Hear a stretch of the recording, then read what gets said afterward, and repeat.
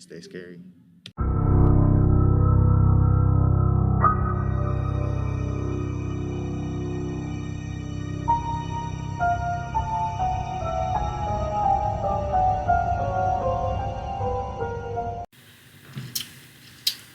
Hey there, kids. Psycho Do Horror here. Thank you guys so much for listening to this story. So this is the complete version of My Tiny Town just got put on lockdown. And tomorrow we are officially going to start. And I will post the first chapter of My Tiny Town just got put on lockdown, searching for a way out so we can continue the story. So, as I always say, thank you guys so much for the continued support on these stories, and I will continue outputting them because I enjoy doing this a lot, and I know you guys enjoying it, and I enjoy doing this for you. So thank you again. If you guys do enjoy this, make sure to leave a like, consider subscribing, and comment what your favorite part of the video was or the scariest part of the video was. And remember to support Cryptic Nightmares on Reddit and support the story on Amazon. So yeah, thank you. And also thank you to Swift Lifestyles for allowing me to become a partner with them. They are the reason that it makes it easier to do this stuff. So if you head over to swiftlifestyles.com, you can buy shakers, supplements, drink supplements, and soon you'll even be able to get a inspired by tub that is made for you guys that me and the Swift team created. So head over to swiftlifestyles.com, and when you go to checkout, make sure to use the code HORROR in all capital letters 10, so it's capital HORROR 10 to get up to 15% off your next order only at swiftlifestyles.com. So again, thank you guys for allowing me to do this, and let's get into the story. My tiny town just got put on lockdown. My name is Traven, and a few days ago, the government put our little town on quarantine and locked out anyone from coming in or going out. Now, I don't really like people anyway, so at first, the idea of being told to stay at home seemed like a very welcome option to me. They said it was like some new strain of the flu or something, or other worse version of a common disease. I'm not really sure about all that because, to be honest, I really wasn't paying attention to the news when they told us, and I don't really watch the news anyway. I did, however, realize that I hadn't heard any rumors or anything involving the discovery of a potential threat of some new disease. This makes this quarantine feel very odd and very sudden. Now that I truly think about how this all came about, what further increases how odd this seems is the fact that today I decided that I wanted to go grab some, an energy drink or two from the gas station at the edge of town. As I got in my truck and drove the 4 blocks to the gas station, I noticed that I was literally the only car on the road in the whole town.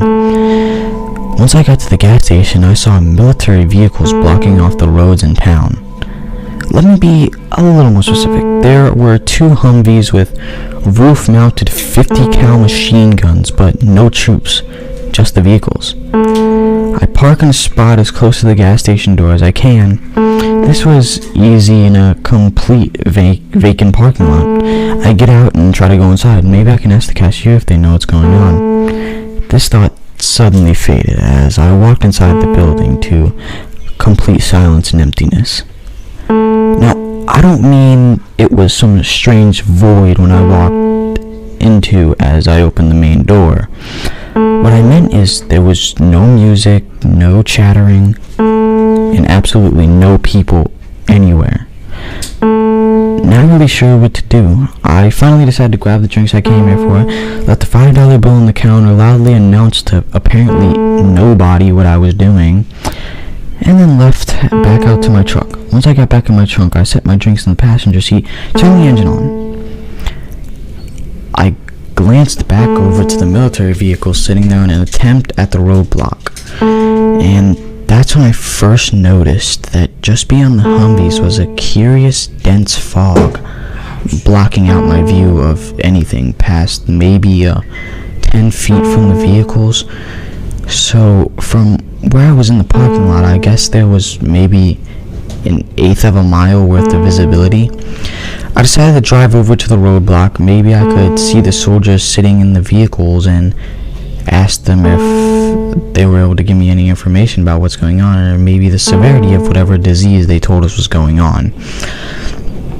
I backed out of my spot, turned towards the roadblock. As I got closer, I noticed that the fog was not moving back the closer I got to it. It remained in place, almost like a wall. I pulled up, stopped, and put my truck in park. Sitting only a few feet from the Humvees, I hesitated before getting out to go take a closer inspection on the situation. I didn't notice any soldiers asleep in reclined seats like I had expected to see as I got closer. Slowly, I exited my truck and walked between the two military trucks towards the fog that oddly remained in place, like some sort of swirling cloud wall. As I got within about arm's reach of the fog, a little static or a low sizzle. Another note was that it looked like it had some strange sort of purple tint. Not really a tint, but more of a glow. Just a faint sort of bioluminescence. Lastly, I decided to reach out and place my left hand in the fog. As I expected, it felt no different than a cool mist enveloping my hand as it moved past the edge and into the fog. What I didn't expect was that it also had a strange sort of weight to it, almost like the mist felt heavy. One of the purple bioluminescence swirled and floated across my hand.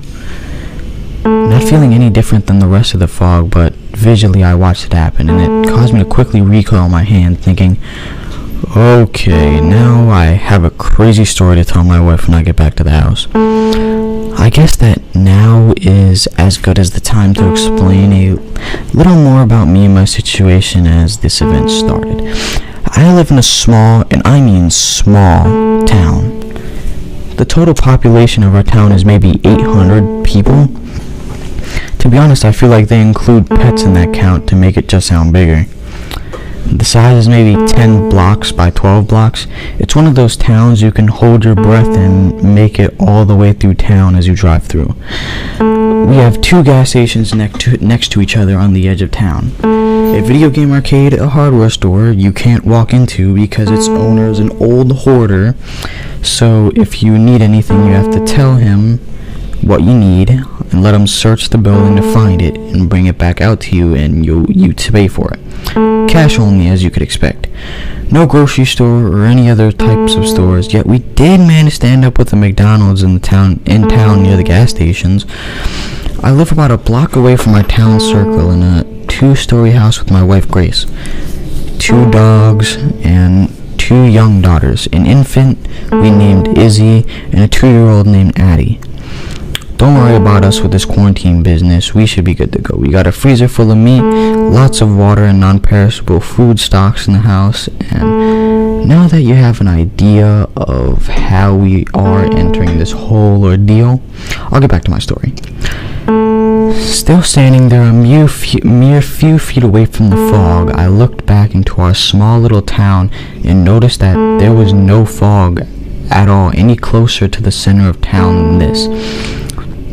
I jogged back to my truck and got in, backed away from the roadblock, and decided to drive the 10-ish blocks to the other side of town. As I drove through town slowly, out of the corner of my eye, I noticed a shadow flash past as I drove past an alley. I stopped my truck and suddenly rolled the window down to peer down the alley, trying to see what it may have been.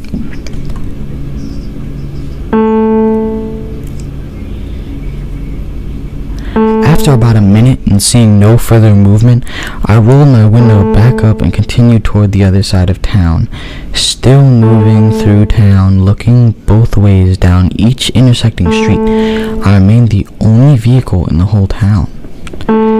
Once I got to the far side of town, I came to the same scene as I had before on the other side of the road, in and out of town. 2 Humvees sideways in the form of a roadblock. No soldiers in sight. The purplish gray fog just past the roadblock. It was then that I noticed There was still no sound, complete silence, save the sound from my truck, my breathing, and the sound of my own heart beating nervously in my ears. The lack of background noise was strange enough in the gas station earlier, but as I got out of my truck at the second roadblock, I noticed there were no sounds of trucks or cars traveling on the nearby interstate. No birds, dogs, lawnmowers, crickets, nothing. The lack of ambient noise anywhere in town unsettled me enough to make the decision to remain in my vehicle for the remainder of my expedition around town in search of answers. I decided to drive to the edge of town curiously about the fog. As I drove my truck full circle around the town, I confirmed my fear. The wall of strange fog that surrounded our town is in the same military roadblock at every road out of town. I drove back home, grabbed the drinks out of the passenger seat, and went inside. As I walked in the house, my wife, who was currently playing Barbies with our toddler and our infant crawled around the room exploring different toys lying about, said, "What took you so long?"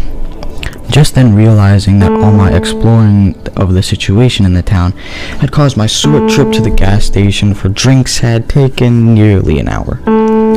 "It's weird out there," I replied. "Something is very much not normal in town." I continued, adding a look on my face to tell my wife that I had a story to tell her once we didn't have little ears listening in. Catching my hint, she assured our toddlers that she would be back to play Barbies in a few minutes, and followed me into the kitchen where I was able to tell her everything I saw and what was going on while I had been out. She then tried to pull out her phone and make calls to her family. This act taught us a very interesting fact about our current situation. Oddly enough, we had internet, but somehow limited, as if there was some sort of strict parental control over our entire network. YouTube, Plex, Spotify, and Google seemed to work just fine, but the phone, Facebook, text, Kik, any other communication type of act did nothing more than endlessly load or wouldn't even open at all. No form of news seemed to be able to load either, so phones, tablets, and computers had been reduced to devices solely for entertainment. Together we decided to do our best to stay in the house as much as we could until we understood more about what was happening. The decision was made that she went back to play with the children, and the dogs began to trail me around the kitchen as I began to prepare us something for dinner. That night, after eating and the girls got in bed, my wife and I sat on the couch with some movie playing on the TV that neither of us were really paying attention to.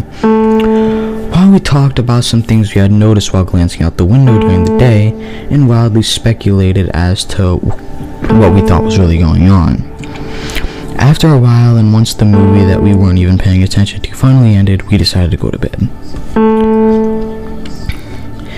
Day 4. I awoke to my 2-year-old running in my bedroom screaming at 6:30 in the morning, Daddy, I want Cinnamon Crunch!" Who needs an alarm clock when you have little kids? I thought to myself as I sat up. Apparently it's time to get up, huh? Okay, let's go get you some cereal. I said to her as I got out of bed and began to follow my daughter downstairs as she rambles about what she wanted to do today. "I want to watch a movie. I want my tablet. Come sit with me on the couch."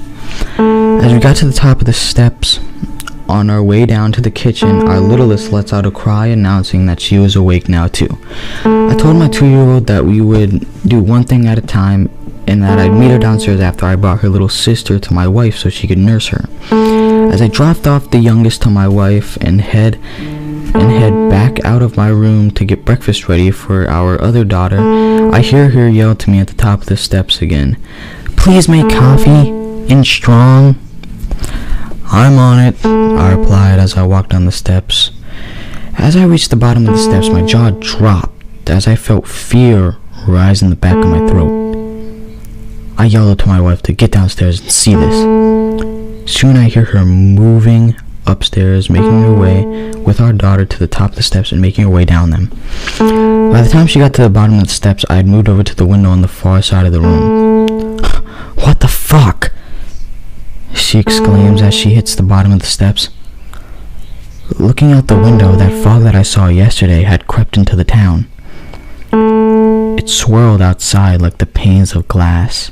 The violet hints of color had become more like a pearlescence, like looking into a puddle in the summer that has had bits of oil or chemical spilled into it, shimmering rainbows of color as the light reflects off of it. My visibility out the window had been reduced to a few yards past the road. I could just make out the front door of the house across the street. "I told you something weird was going on," I said to my wife. "I told you, it feels a little weird, kinda heavy, but I don't think it's dangerous." Beyond the swirls of the odd fog outside, I saw nothing out of the ordinary. Again, today, however, I still didn't see any cars driving down the road and no movement at all, really. So I walked into the kitchen and got breakfast ready, and coffee started as my wife remained looking out the window, searching desperately to find any form of normalcy in the purple rainbow haze our house had been engulfed in as we slept last night. As I gathered the various parts and pieces needed to prepare cereal for my daughter, both dogs wandered in the kitchen sleepily and sat staring at me next to the door, clearly asking to be let outside to do their morning business. Cautiously, I hesitated to look out the window in the door, unsure if the dogs would be okay out in the backyard in the fog. "Okay, make it quick. Shit's getting crazy outside," I said to Buddy as I pulled the door open and let them both run out to the backyard to relieve themselves. Our two dogs are both 70 pounds, one boy, Bodie, a pit bull French Mastiff mix, and one girl, May, who is some sort of black-mouth cur mix. As the dogs run out the door, Bodie stops at the top of the porch, steps cautiously to go into the fog, but relents and quickly does his business and runs back to the door to let me back in. May, on the other hand, has no hesitation as usual and sprints out to the backyard and takes her time, then finally returns. I hate to admit to using the dogs as guinea pigs to see if the fog was dangerous, but letting them outside was truly just that. A test to see if it was harmful? Thankfully it was not, and our dogs are fine. When I opened the door, I once again noticed that there were still no ambient sounds outside. No birds chirping, no bugs. I decided that even though the fog seemed to be harmless, there was something very eerie going on. Something that made all the birds leave and everything remain quiet. "Trevin, come here quick!" I rushed into the room where my wife was standing still looking through the window. "Look!" she says as she points across the street. I looked just in time to see a small orange glow fade off the fog. "What was that?" I say as I step closer to the window next to her, trying to peer deeper into the fog to no avail. "I don't know, it looked like some small animal, a raccoon or something maybe. But it was on fire, just running down the street," she answered. We both stood in awe, trying to look further into the fog to see it again, or possibly catch a better glimpse of what it was. As we stood there peering into the purple mist, our 2-year-old happily ate his cereal, humming along to what sounded like a Moana song playing in her head. Then we heard the first sound I had heard coming from outside since yesterday. It was quiet at first, coming from further away and heading toward our direction and getting louder. "Do you hear that? What was that?" my wife whispers to me as we both lean towards the glass to hopefully hear better. As the sound grew closer, it became more apparent that there was some excruciating animalistic screaming, like the sound of a rabbit in pain mixed with the terrified screams of pain from a young girl. As the sound got louder and closer, it was enough to make your skin crawl. I noticed it was consistent, like it was being made with one long breath from something with infinite lung capacity. As I was vocalizing my observation of the sound, my wife exclaims, "Holy shit, look!" "How do we get it?" I hear Addie repeat from behind us as my eyes focus on what my wife is talking about. Just coming into view as it ran down the street, we saw a small raccoon-sized animal still on fire. The animal was clearly not a raccoon, but about that size. It had 6 legs and was moving in an almost elegance that head was somewhat larger for its body and shaped like an upside-down triangle. Protruding from its face were fanged mandibles that looked like the mouth from a creature in those Predator movies. It had a tail that almost looked lizard-like, scaly and thick. It had no fur, but it had tight, dark, almost black skin and completely engulfed in what looked like a fireball. The thing ran up into our yard towards the house, got halfway to the house, and changed directions, the fire following the entire time. Yet the animal didn't even seem to notice it. As it changed direction, it stopped for a split second and looked up toward our window. Our eyes met in that split second. We stopped for a split second and looked up towards the window. Our eyes met, and in that split second that our eyes were locked, my brain exploded with the visions, and my chest felt weighed down as if I had been kicked in the chest by an MMA fighter. Horrific visions of blood and viscera, torture, and mutilations. Terrible pictures flashed in my mind.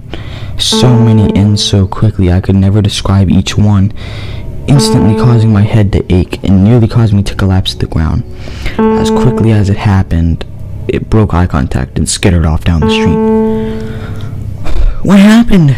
Grace said as she saw my stance shudder with the sudden psychological assault I had just endured.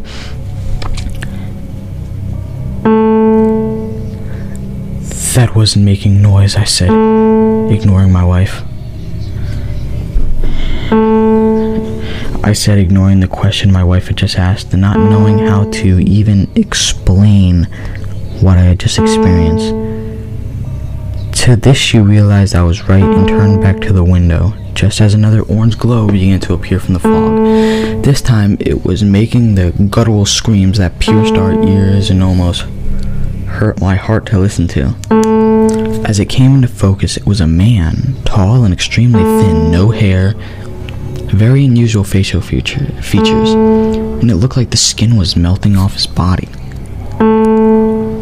Which in a way made a little sense because he too was naked and completely engulfed in flames. As he ran past our house, Grace and I stood silently watching. The man, unlike the spider raccoon, definitely seemed to notice the fireball he was surrounded by, and the scream-like sound never stopped as he ran past our house. It didn't stop for him to take a breath or didn't change pitch, but it was definitely coming from this man. As we watched, it became clear that he was either chasing or hunting the other spider creature that had just ran past.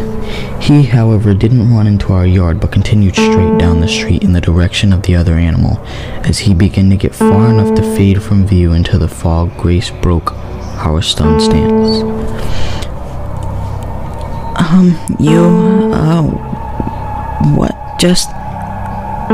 about we close the blinds for now? Yup, good idea. I agreed as we both began to run around the house closing all the blinds. We spent most of that day leaving the blinds closed or pretending nothing was wrong, trying to keep the girls entertained. Only a few more times through the day did we hear screams and other unnatural noises coming from outside, and a couple times Addie questioned it, but we were able to keep her distracted by playing Barbies with her or having dance parties in the living room. After the girls went to bed, we sat quietly by the window, blinds open, both staring out into the darkness of the night. Watching, waiting, listening. After about an hour with nearly nothing said between us, I broke the silence. I'm almost afraid to go to bed about how much changed since the last time we slept last night. I'm not sure I want to know what will be different when we wake up tomorrow, I admitted as I stared into the night, the purple haze just swirling just on the other side of the glass. Well, we can make sure all the doors are locked and stay up all night looking out the window, but I'm not sure that's going to change whether or not things will change overnight.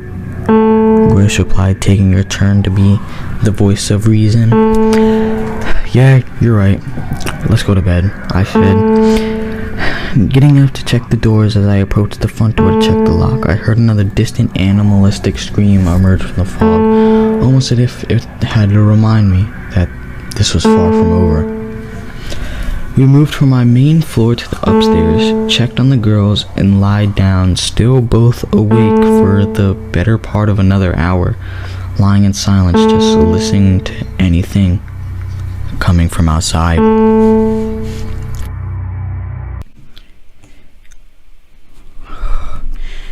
Day 10. So, I'm no meteorologist, but does fog usually linger like this for days on end? It's been a full week since the fog rolled into the inner parts of our town, and nearly a week and a half since our town was put on lockdown. I feel like that's way beyond time that someone should be coming up with some sort of plan to fix whatever's going on around here. So today I woke up the same as always, with our daughters running in, exclaiming what they wanted for breakfast. "Daddy, I want waffles."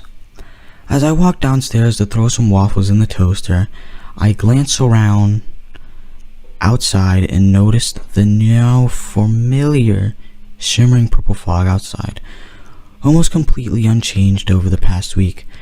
The past week has remained pretty much uneventful, other than a few random screams and flaming rodent spiders randomly running past our house. Twice since the first time have we seen a person screaming as they chased one of the animals past our house. However, those two weren't engulfed in flames like the first one. The other day, Grace was looking out the window as one of the flaming spider creatures stopped and sat in our yard. As she gazed at it, she suddenly screamed as they locked eyes at the rush of horrific visions in her mind. She collapsed after a few seconds, breaking eye contact and stopping the flood of images. Moments later, she described to me what she saw as the girls played in the other room. Dark red blood-stained walls surrounding insane medieval-style torture devices, battered and beaten, virtually destroyed bodies of screaming victims strapped to devices being whipped and tortured. Dark clouds surrounding distant, malevolent mountains made of dead and decimated bodies. Horrific scenes of people having heads and limbs brutally ripped from their bodies. Countless of other hellish fractions of time all flashed past in just a few seconds of eye contact she had with the creature. She then looked at me with a look on her face, saying that she understood what had happened to me the first time, when it was I who met eyes with the creature. At that moment, we both realized that we needed to avoid looking at them whenever they came around, to prevent any of that paralyzing mental assault from happening again. Day 15. Today was the first time we saw what really lurks in the fog. It came midday. I was staring out the window into the fog, as Grace and the girls played quietly in the toy room. I noticed it first because our dog in unison let out quiet woofs, and then both retreated upstairs scared, which in retrospect seemed very odd behavior for them, at least for May anyway, whom is typically fearless while Bodhi is more of a coward. After I looked back, watching the dogs leave the room, I returned my gaze to the fog outside the window, watching its pearlescent swirl vibrant colors through the rest of the dismal gray we had grown so accustomed to over the 2 weeks. As I watched out into the gray, a pale form took shape approaching the house. As it began to come into view, I looked back, whispering to Grace, "Grace, very quietly, take the girls upstairs. And please be as silent as you can. There is something coming by the house." "What is it?" she replied as she picked up Izzy and began to herd Addie quietly up the steps. "I don't know, but it doesn't look good. Please try to stay quiet. I'll be right behind you," I whispered, watching her and the girls disappear up the steps quietly. As I turned back around, the creature had made it halfway into the yard before it paused. I hid to the edge of the window, keeping my eyes on the creature, trying to learn as much as I could about this new being. Covered in smooth, paled skin, way pulled tight over its unusually placed muscles. Almost humanoid, yet crouched and walking on all fours. Thin, extensively long forearms attached to shorter overlay muscular shoulders and upper arms. Hands confusingly narrow with 6 spindly digits spouting from both ends. Tipped with long talon-like claws, 3 of the fingers were longer, protruding from the front, and 3 were shorter, spouting from the back, like they were a chameleon. A neck long but thin, holding a nearly fearless, elongated head. The shape was nearly a perfect oval. There was no mouth, but there were 3 2-inch vertical slits where I could only assume function as its nose. It only looked like a large, snow-white, lidless eyes. 4 horns shot from the top of its skull. 2 larger, thick, dark-ridged horns in nearly an S shape came from the very top, the frighteningly sharp at the tips. The last 2 were further back on its skull, much thinner, with a slow arc away from its skull. Starting from the base of it, its neck traveled down along the sides of its spine were thin, black, sharp splines. Its chest, again overly muscular, attached to an impossibly thin waist. The legs jointed more like a dog's, but again muscular and bulky at the thighs, attached to a longer, thin lower leg, and feet nearly identical to its hands, yet the only difference being that the talons on the feet looked slightly similar. As I sat there watching the creature, I noticed that it moved with very deliberate yet jerky movements, methodical, as if it were searching for something or hunting.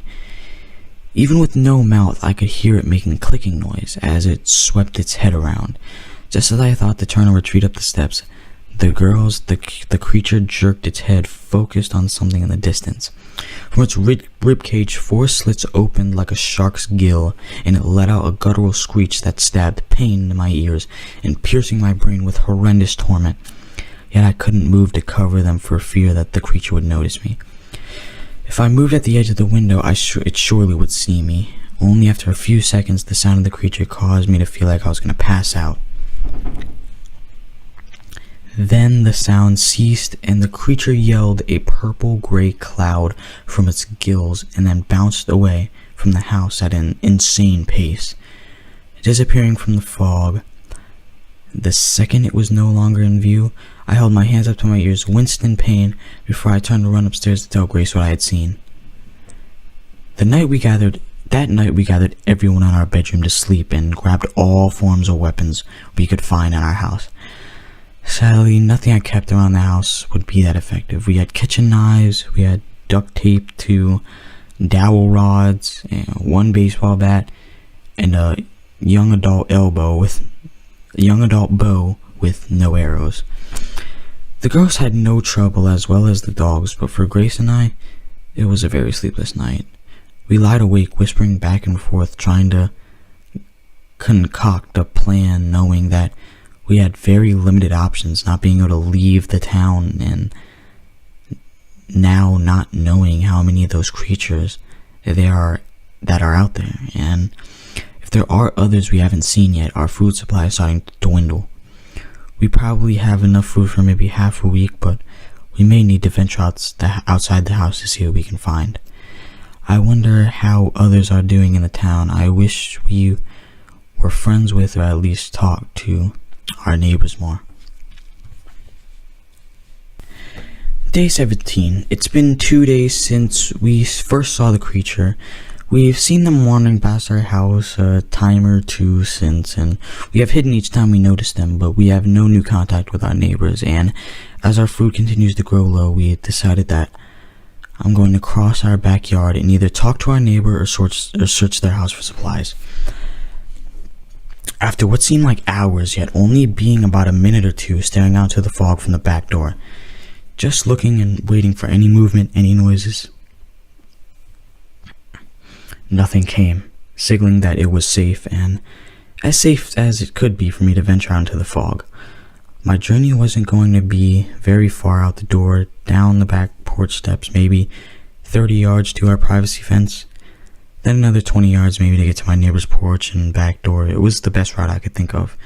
the one that had the most cover as well as the shortest distance. Holding a dowel rod in my hand with the biggest kitchen knife taped to the end as my only form of protection, I turned the knob. As quickly as I started my trip for supplies, crouching and moving swiftly, I made it to the fence. As I began to climb the fence, all I could think was, I really wish I had installed a much sturdier fence. I dropped down on the other side clumsily with a thud. Not quite the agile ninja I once was in my early 20s. Kids, busy schedules, and general apathy had taken a toll on my body, and as I made my way into my early 30s, crouched down next to my neighbor's back door, whisper yelling, trying to avoid knocking for a fear of making too much noise. Eric, you in there? No answer. Hey, if you don't answer me, I'm coming in. Eric, you home? Still no answer. Becoming very impatient with good reasons, knowing those things were still lurking about, I slowly turned the knob. Locked. Shit, I exclaimed under my breath, not wanting to break any glass or try to kick the door in for fear of causing too much noise. Suddenly, I remembered that they had a door leading directly down to their basement, so they could access the pool pump and filters. The only way I knew about this fact was that Grace and I looked at the house when it was on the market, along with the quite other few houses in town before we found ours and finally made our decision. I crept down off the porch quietly over to the basement.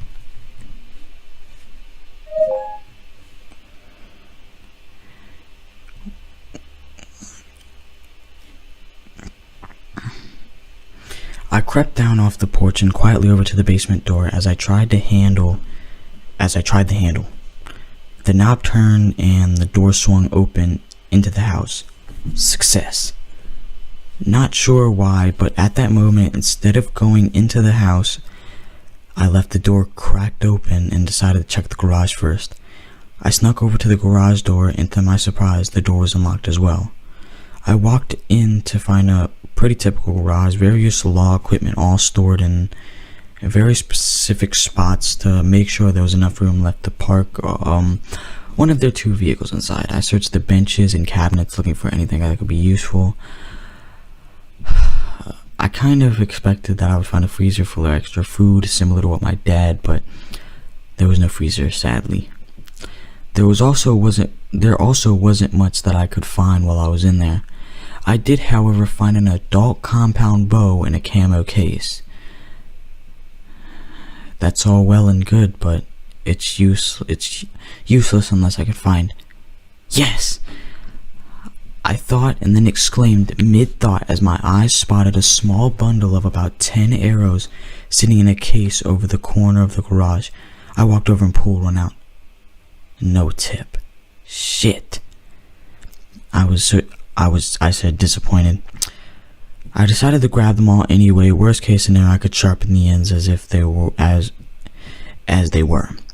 As I moved the case of arrows and slung it over my shoulder, behind it, I saw a smaller metal box. I opened it. Fuck yeah. The box had large razor blade broadheads for deer hunting in it. Now I had a form of projectile weapon to protect my family. I gathered my newfound treasures and walked back out of my neighbor's garage, dropped the bag with the arrows, heads, and the bow over the fence in our backyard. I crept into the basement door, and it let out a soft whine as I opened it and walked down the steps into the basement. As I got to the bottom of the steps, I heard an odd clicking, somewhat sporadic. I thought it may be the house itself creaking, still holding my makeshift spear and my backpack I was planning on using to haul whatever food I could find back to our house. Luckily, even though I couldn't find a freezer in the garage, I did find one in the basement. I walked over and pulled open the lid. It was only about half full, but it was more than enough to get us a few more weeks, if needed, as far as meat goes.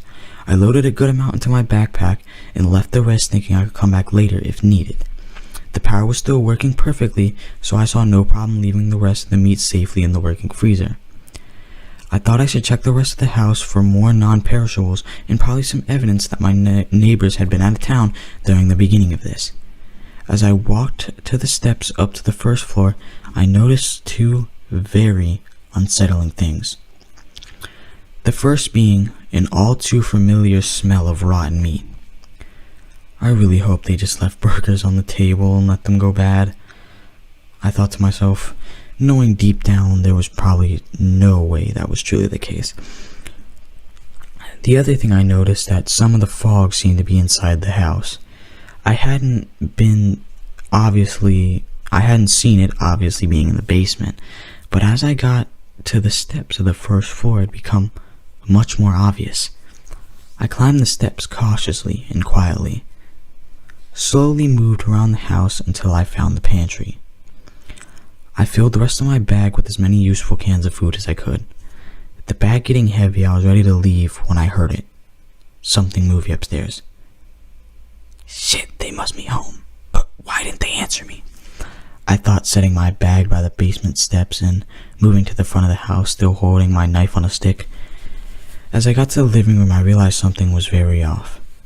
The big picture window in the living room had been smashed, glass lay all over the hardwood floor, meaning something had broken in instead of out.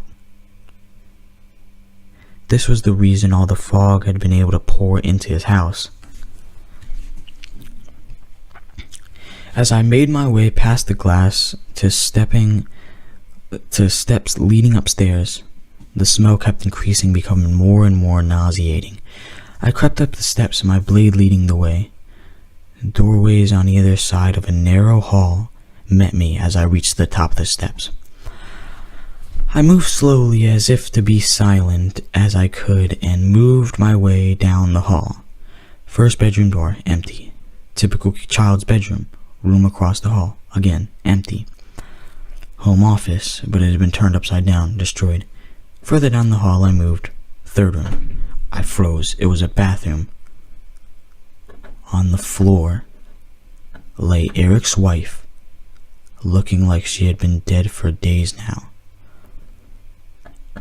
Hovered above her was one of those creatures, doing what looked like sniffing at the body, using the slits in front of its face. Suddenly, its pure white eyes split vertically in the middle and separated as if they were eyelids from some reptile, revealing holes in its face where before I'd merely assumed that they were its eyes, simply based on what were located on its head.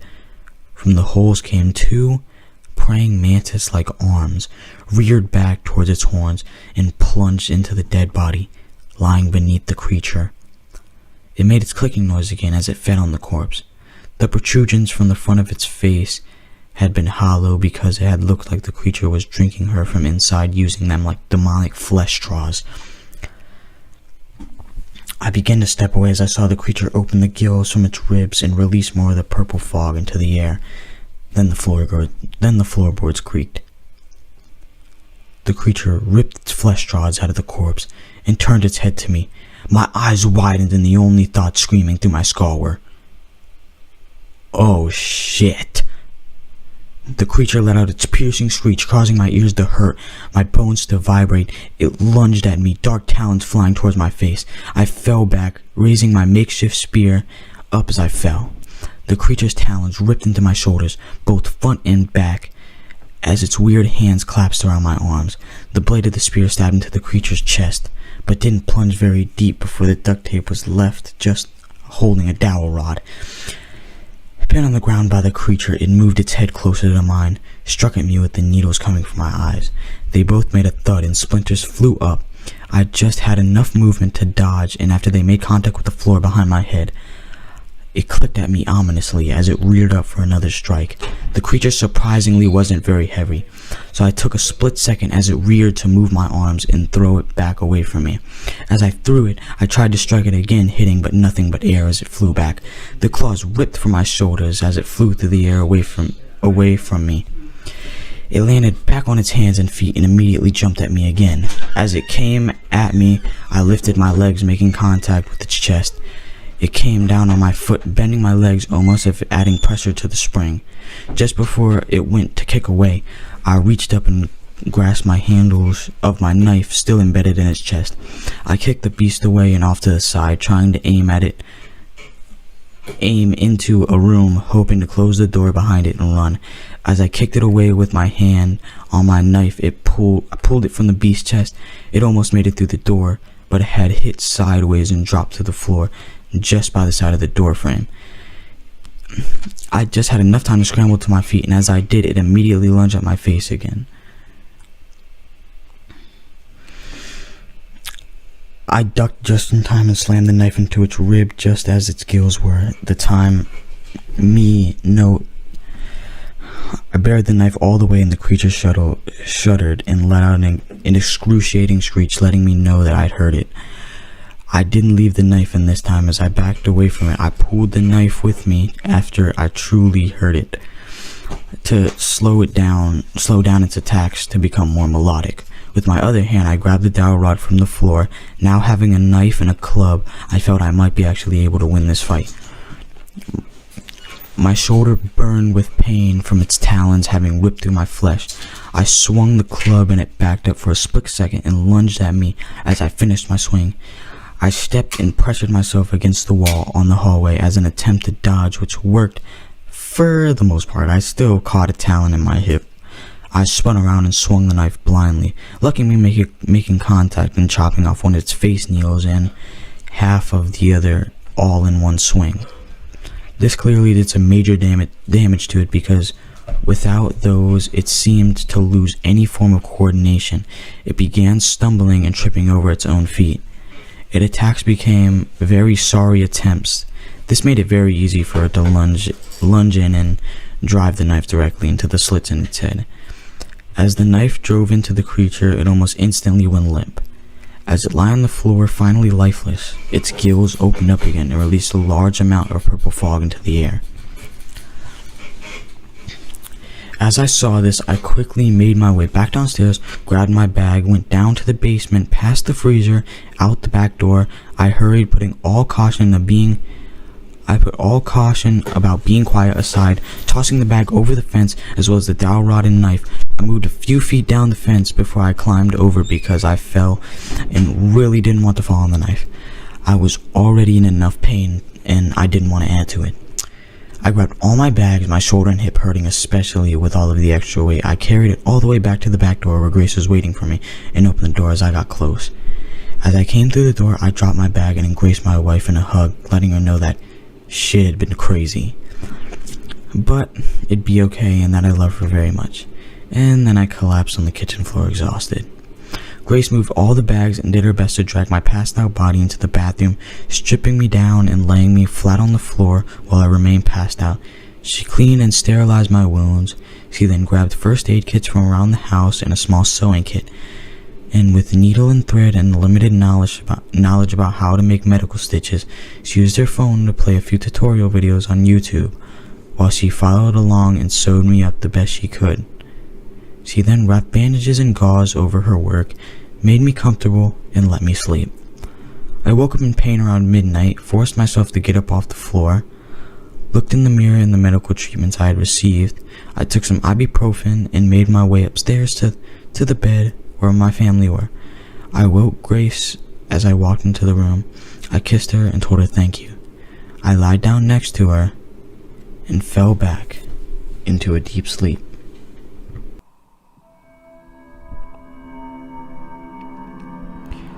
Day 21. Gladly we made it a few days without incident after my encounter with the creature of which I still have no name for. We haven't seen any since, but we've heard them outside, and I've noticed that they tend to become more vocal at night. I've thought that many times to myself, since my supply run to the neighbor's house of what horrors I might have found in the last 2 rooms on the second floor hallway. I only made it halfway down the hall before running into and fighting that creature. What happened to Eric or the kids? Those are questions that kept surfacing in my mind, but I wasn't sure I really wanted to know the answer to. Thanks to my expedition, we now had a bow and a set of arrows, as well as a healthier supply of food.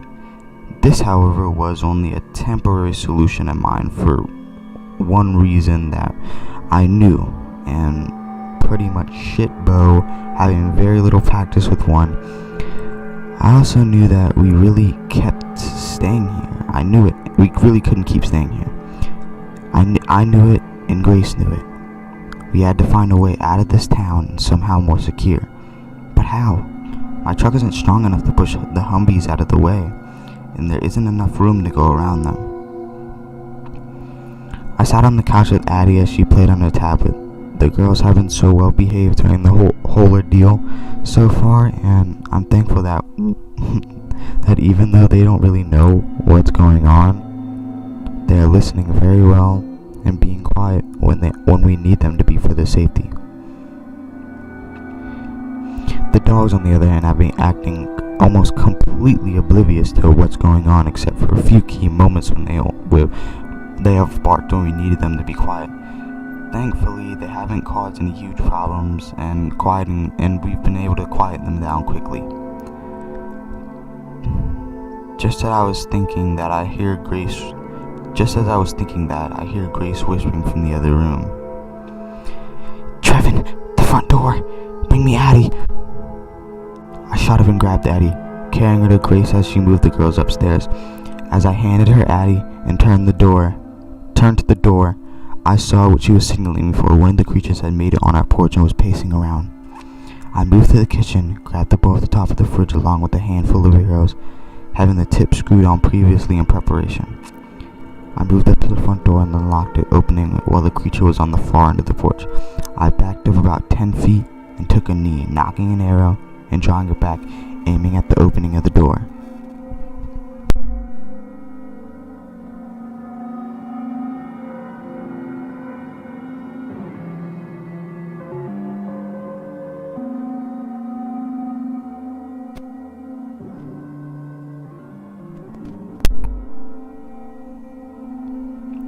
One of the things I learned on my supply run was that the creatures seemed to be blind, but they're hunting through sound mostly and possibly smell.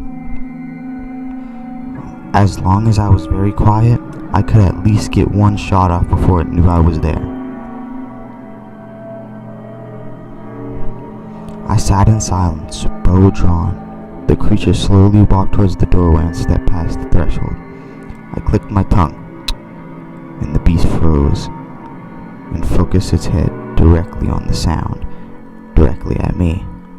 And at that split second, I released and let the arrow fly. I'd aimed for the slits on his nose, but missed that mark, but did make contact. I hit the creature on the shoulder, and it buried itself halfway in. The creature let out a screech as I knocked under the arrow and drew it back. Drawing the bow each time felt like fresh knives being stabbed into my wounded shoulder. Firing a second time, hitting the mark this time, dropping the beast where it stood. As I hit the beast, it released plumes of purplish gray fog into the air, and upsettingly into our house. I got off my knee and fully sat down, just relaxing to let my heart settle back down from the suspense. As I stared at the now dead creature blocking my open front door, I heard movement on steps very shortly after the door, and steps cracked back open. Through the slit, I met eyes with my wife, and since she saw that I was sitting calmly, she opened the door the rest of the way and stepped into the room. "Dogs and the girls are in Addie's room playing quietly." She answered my question before I even asked. Just seeing that it's what was on my mind by the look in my eyes. This being the first time Grace had a close-up look at one of the creatures, she walked up to inspect it.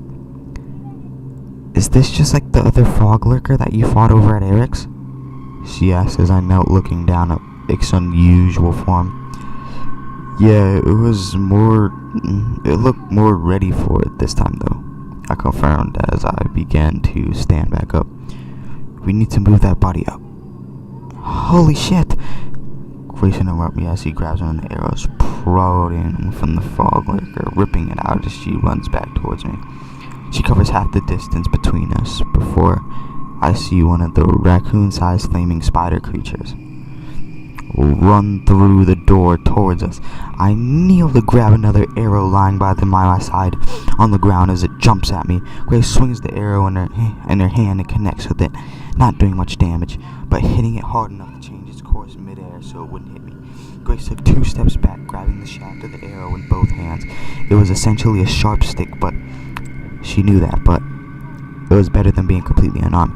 I knocked a new arrow and turned to the beast, drawing the bow, sending whipping pain through my shoulder at the same time. Just as I turned to meet Grace's eyes, with the spider grabs her head and torn, horrific flashing images in her mind. In a panic, I fired, missing the center of the mad beast, but pinning its 2 legs to the floor, immobilizing it.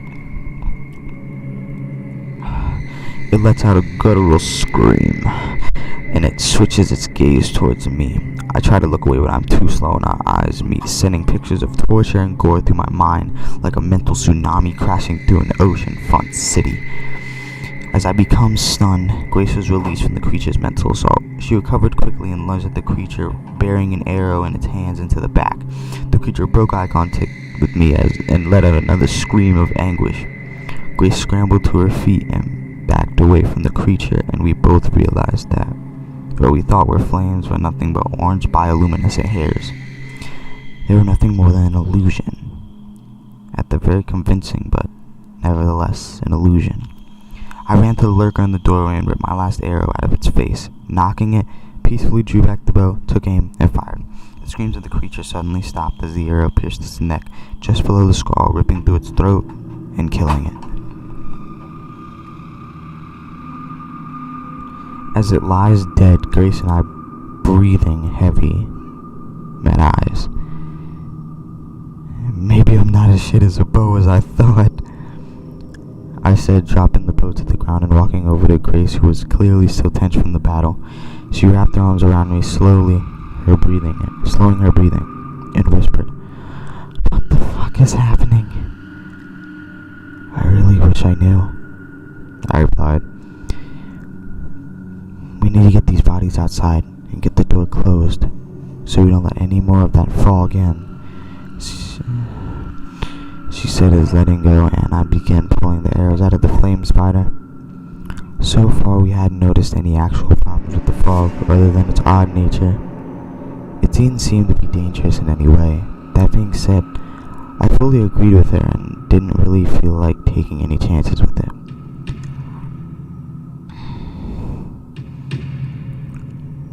We got the lurker outside and off the porch, and my wife grabbed the spider by the legs and threw it out the door, knocking it into the front yard. It hit the ground with a thud a few feet from the lurker. We closed and locked the door. I grabbed a fan from the basement, aimed it out one of the windows to the purge of the house in the fog best I could. Grace opened the door to the foot of the steps leading upstairs to find both dogs waiting on the other side. Womp promptly ran and began sniffing the 2 spots where the body had been lying on the carpet. Both my wife and I went upstairs to check on the girls. Izzy had fallen asleep on a pile of stuffed animals for an impromptu nap. Addie had covered her with one of her blankets and used the other to curl up next to her little sister and passed out as well. "Fog lurker," I say to Grace as we close the door behind us, let the girl sleep. "What? That's what you called it from downstairs? I didn't have a name for them before. I like it. It fits." "Are you Sean?" She smiles, but before it quickly fades as we hear the dogs let out a bark, each thing come running upstairs past us into the bedroom. Grace and I look at each other and run downstairs. Before we got downstairs, we saw the problem. Having our front door open as we fought the 2 creatures let their screams of pain alert others. None of the lurkers were present, but we saw at least 3 of the flaming spiders walking in circles around the outside of the house. Grace and I looked at each other, and without a word, we both set out in different directions, making sure all the blinds were closed on all the windows. After about an hour of periodic checking on the creatures left, after we confirmed that there were none of them left around the house, my nerves started to settle, and I realized that they were really hungry. So I began to cook something for us all in the kitchen. Grace checked on the girls, and they joined me in the kitchen to help me get some food ready. We all ate and decided that we had more than enough excitement for one day and gathered everyone upstairs for the night. "We need to get out of here. I feel like they know why we are here now," Grace whispered to me as we sat watching the girls play quietly to wind down for the day. I know there was a lot of activity and a lot of noise today, but I think I may have a plan, I said, wondering if my plan was even possible and even if we had other parts available. Mommy, play Barbies with me, Addie said as she raced over to Grace, Barbie in hand. Grace crawled over to play with her for a little while as I went to the bathroom to remove my bandages and see how much damage I'd done to my stitches. We all gathered in our bedroom again as always that night, but instead of lying awake as we had so many nights before, all of us slept hard, deep in the dreamless slumber until we awoke the next morning.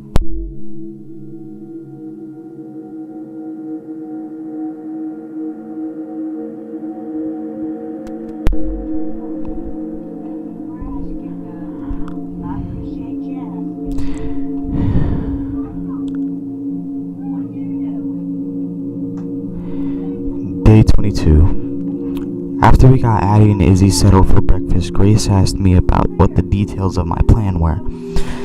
I realized that our conversation had gotten cut short last night due to Addie's request to play Barbies. Knowing that we needed something to move the Humvees out of the way, or we would have no way out of town. Also knowing that my truck would be unable to move them, I remember that just 2 blocks away there was a farm equipment repair building that usually had some form of large powerful farm equipment parked in the front that would be able to move the military vehicles so that we could leave. This was a much longer journey than hopping the fence to get food from the neighbors. Also, I had no guarantee that there would be any big tractors or equipment there. Sometimes it's an empty parking lot, and if I made that journey just be met with emptiness in the parking lot, I would be screwed.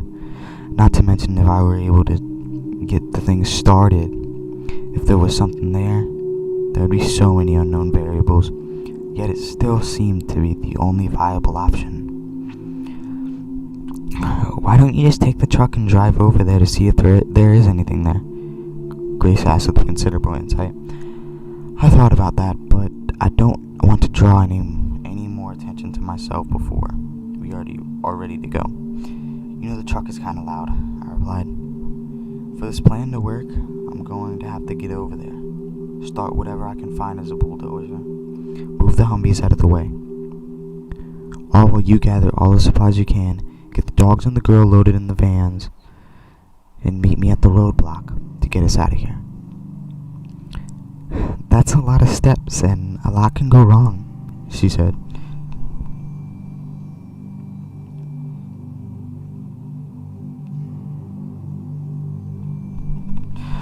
I know, but can you think of any ideas? Any better ideas? I replied, nearly begging her to come up with a better idea. No, you're right, there aren't any better options, she relented. So, when do we start prepping? Sadly, I think the sooner the better. Since we clearly attracted attention to our house, I said, referencing to the parade of creatures that we had around the house last night. Let's gather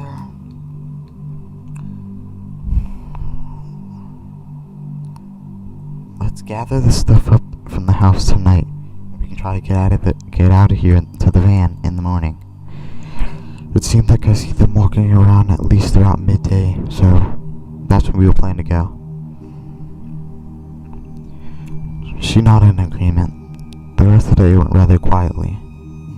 We packed together supplies as if we would be living in the van for a week, loading food into boxes and coolers, clothing and diapers, dog food, electronics, and cables, everything we would need.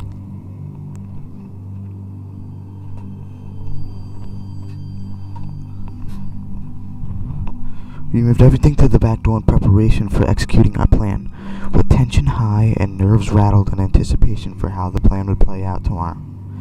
We went to bed.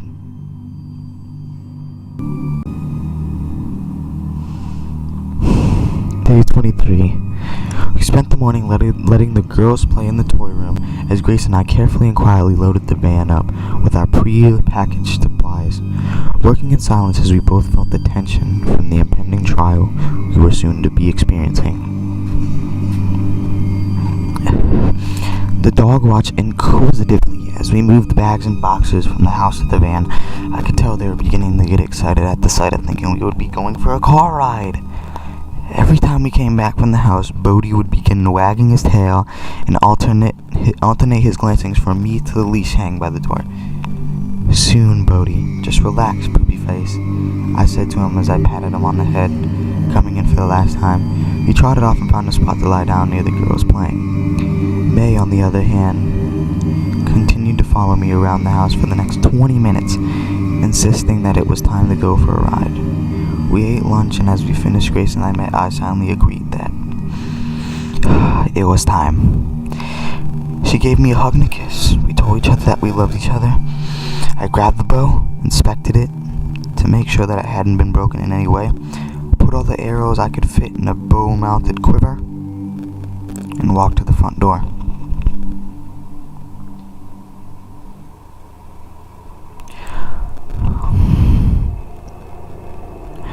"Okay, get the girls and the dogs ready. Stay in the house until you hear a big machine start up.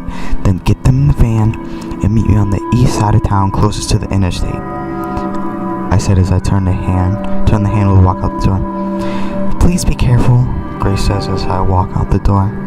"I will. Just make sure you're ready to go. This is basically our one shot we have at this," I said, looking into her eyes to let her know how serious the situation was and closing the door behind me. Taking a deep breath to calm my nerves as I crouched at the top of the steps on the front porch. The purple shimmer of the fog swirled around me. Quietly, I moved the steps over to the huge oak tree in the corner of our yard, just to the side of the intersection. Crouched by the tree, I scanned my surroundings, this being the first time I've been able to see any further than the tree since the fog rolled into town. Screeching came from the distance, but from the opposite direction than where I was traveling. Diagonal across from the intersection was my position. Sits a house with the 4-foot privacy fence. In the back and through their backyard was the shortest distance to my intended destination. The door to the house was destroyed and looked like it had been ripped from the hinges. The front door had been smashed in, but nothing but silence came from the house. I ran directly to the backyard, aiming to hop over the far side of the fence as cover. Just as I reached the other yard, I see from the corner of my eye the orange glow of one of the spider creatures, brightening as it travels down the street in my direction. I hopped the fence and lay flat on the other side, peering through the slits, hoping that I wouldn't be noticed. Close behind, the spider was another, and another, and another, until there was a group of 5 of them crawling in a group down the street. As I hit the ground on the other side of the fence, the spiders skidded into the intersection and continued down the road. When they got directly in front of me on the road, I looked around and noticed that all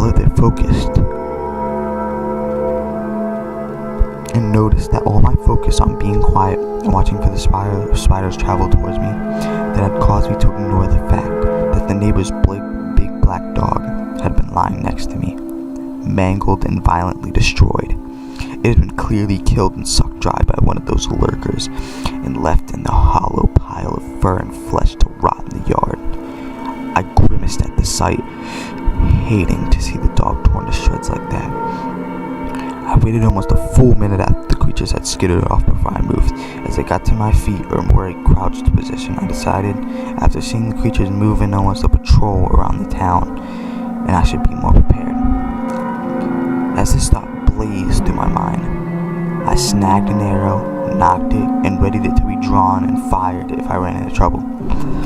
I moved to the far corner of the backyard as quietly as I could, and hopped the far side of the fence.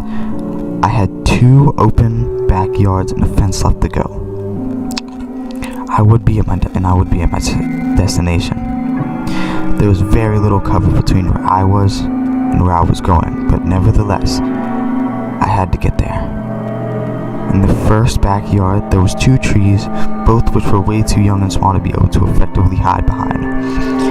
Attempting that would be equivalent to a grizzly bear trying to hide behind a broomstick. As I sat in the corner of the fence out in the direction I needed to go, trying to calculate the path that would give me the best cover, I noticed there was a lurker moving slowly along the fence line away from me. No way I could take the shot at this distance with any form of accuracy. So I waited. It continued off, away from me, deeper into the fog.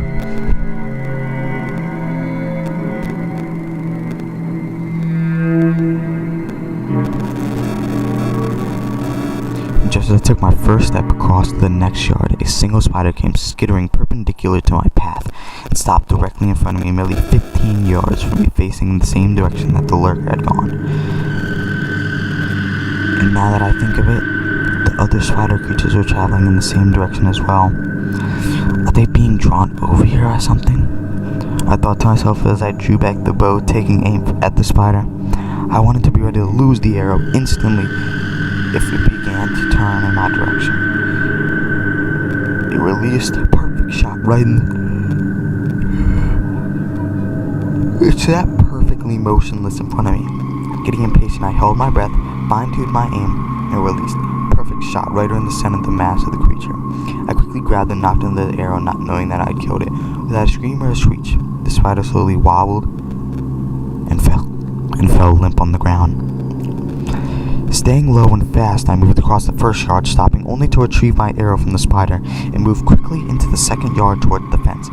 Halfway through the second yard, I hear from behind me a guttural scream, followed by another and another. It was another group of spiders. I had no idea they were coming my direction or simply calling out, but I didn't stop. I kept moving to the fence, 4 foot high, and made an odd type of chain link. I did my best to hop over it as quietly as I could on the far side of the fence, where a few fir trees blocking my view to the farm equipment parking lot. I was almost there. I pressed at the branches of 2 of the trees, but stopped and looked back halfway through, using the branches as cover. A group of spiders I had heard a second ago was surrounding the one I had just shot, inspecting it to some degree. I stepped backwards and turned around, burying myself deeper in the branches and covering myself further from view.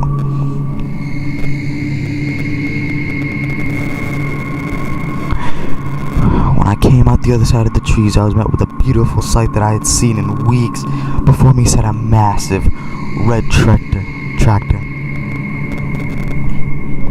It had threads like a bulldozer and was one of those tractors that kind of hinges in the middle. That has kind of hinges in the middle. I never drove one of those before, but now is no time to be picky. I quickly climbed the steps up to the cab, opened the refreshingly unlocked door. Door had been nice. It would have been nice if the keys sitting in the ignition, but of course, that would be way too convenient. I ran back down the steps and made my way over to the building. It was a big white building with one massive garage door and one windowed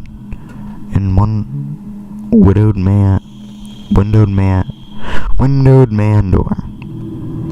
I moved to the man door, checking the handle.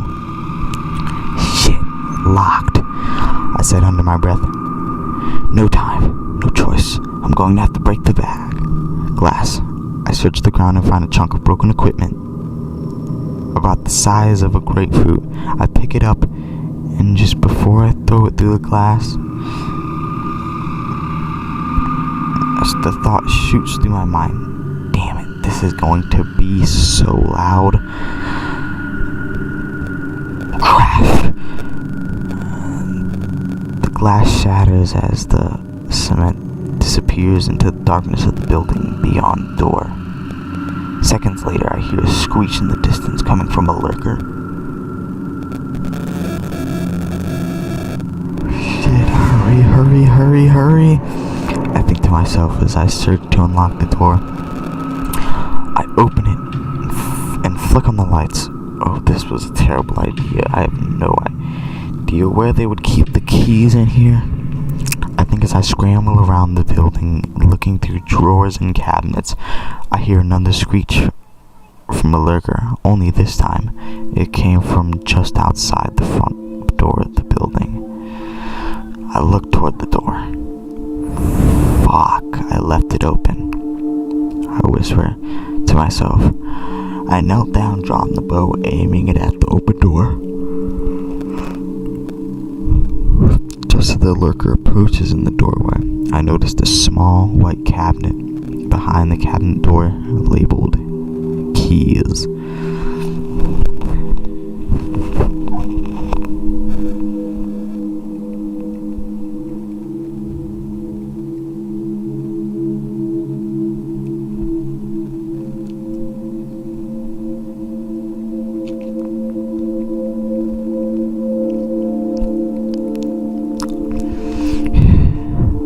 Bingo! I thought as my train focused back on my aim, wait for the lurker to step further into view. A few more of its demonic steps carry the beast through the doorway and closer to me. Each step, seeing the digits spread apart as it steps and pulls back together as it lifts its foot for the next step. It gets within 15 feet of me before I click my tongue to cause it to direct its head directly at me, giving me the best possible angle for the nose slit as it jerks its head at me and freezes for just a second. And it's in that close second that I release. I miss, and the arrow strikes the steel wall behind the creature. The sound of the arrow hitting the wall causes the lurker to spin around and lunge, hitting the wall exactly where I hit the accuracy on an animal with no eyes amazes me. I quickly knock and draw back another arrow, taking aim. Just as it turns back towards me, it leaps at me, and in a panic, I release. The arrow strikes at the base of the creature's neck, midair, and it rolls to the side as it lands, pouring out a bright purple fluid on the spot from where the arrow was sticking out of his neck. It stumbled around, clearly in extreme pain, yet trying to get the best in an effective fight. I knocked and drew a third arrow. It stumbled towards me, trying for one last sorry attempt of an attack. It got within 10 feet of me, and I put the arrow right through the nose slits, dropping the creature instantly. I rushed with the body pulling the 2 arrows out of place and back in the quiver. The first I hit the walls damaged the arrow, rendering it useless, so I left it. I ran through the box on the wall and flipped it open. Thankfully, there was only one machine in the lot, which meant there was only one set of keys in the box.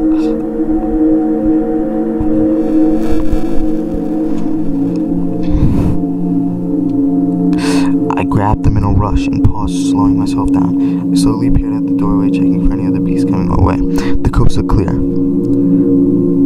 so I moved out to the tractor and ran up the ladder, settling myself into the cab. Once I left the house, Grace promptly began getting the girls ready. Izzy was placed in her car seat, and Addie was dressed and shoes on, ready to go. The dog also had been harnessed and leashed, ready to go. Grace stood by the front door waiting for the signal. She began to worry as time grew longer and longer. Izzy sat in her car seat, playing with her feet, and Addie played quietly with her Barbies by the back door. May lied quietly at the back door, waiting for her leash dragging on the ground, following him as he walked. Just as Grace began to truly worry that something had been wrong, the sound of a big roaring engine roared to life. Roaring to life came from the distance. Grace then grabbed the dog leashes, left the girls in the house, hit the button on the key fob to open the hatch. She ran inside the house, grabbed the car seat in Addie's hand, and led them outside to the van. As she got to the garage door, she hit the button on the key fob to open the side doors, and they did. She sent Abby to climb into her seat as she went on the other side to click Addie's car seat into its base and close the door. When Grace to make her way around the buckle alley, and May barked as she saw one of the spider creatures emerge from the fog down the street. May crawled under Addie's legs and jumped out the door before Grace could get around to block her. May ran, barking at the creature. Grace yelled for her to come back, but she couldn't chase her, knowing she needed Addie buckled in.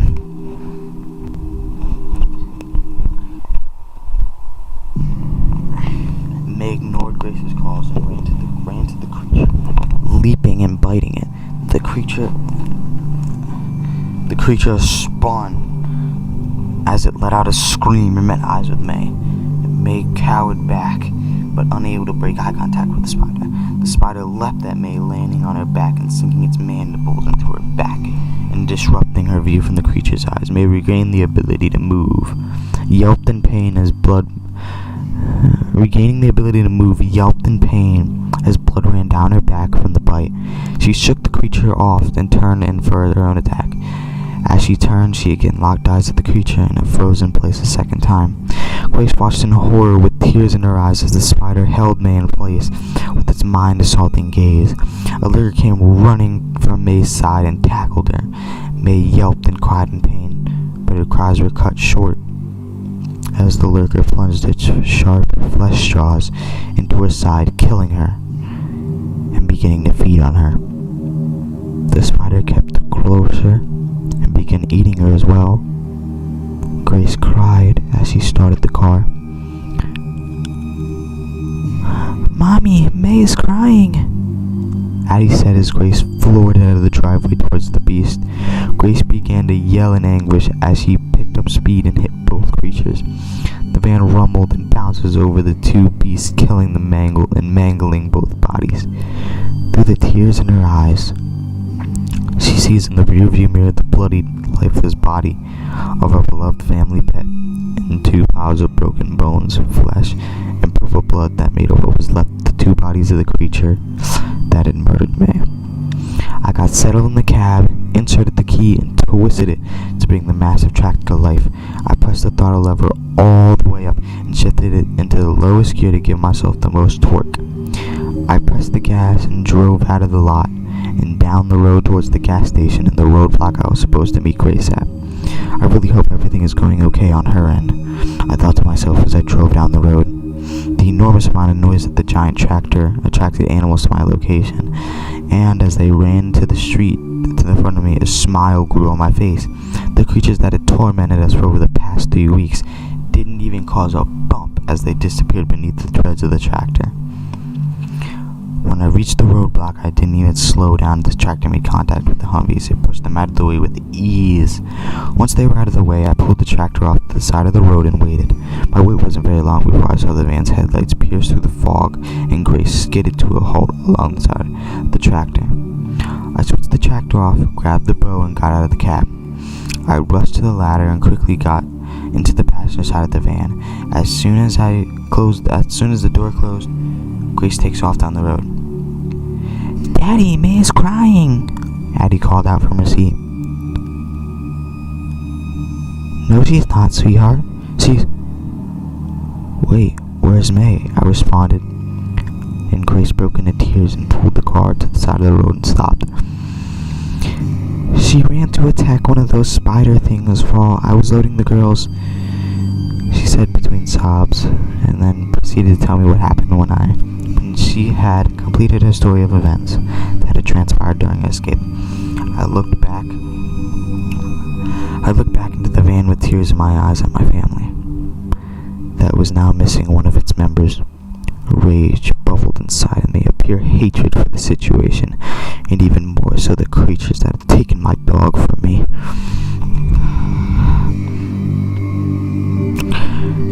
Grace told me she was still a bit rattled and asked me to drive, so we switched places after a few deep breaths to calm myself from anger.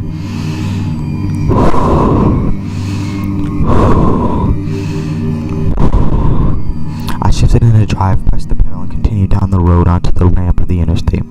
The plan was to go to the nearest city and see how far this insanity reached. We sat driven for 10 minutes on a barren interstate, pushing through the dense fog at a slow pace. I sat in silent rage and despair, flooded with emotion over the recent loss of our pet. Whenever so softly, I felt something cold and wet touch the back of my elbow.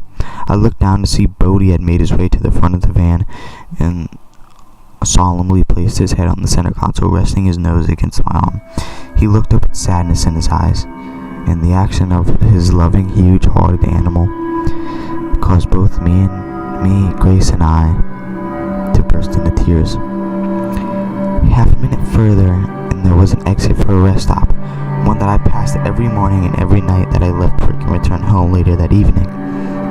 He pulled off the interstate and into a parking spot in the front of the building. Surprisingly, there were only 3 other cars there in attendance in the lot, yet we still sat and cried together. After a few minutes, I composed myself and took a look out the windshield towards the building. Izzy had already passed out from the rumble of the vehicle on the road, and Addie sat quietly watching a movie, minus the sound. "What are you thinking? Do you think there might be something useful in there?" Grace said to me after I noticed that I was looking rather intently at the rest stop before us.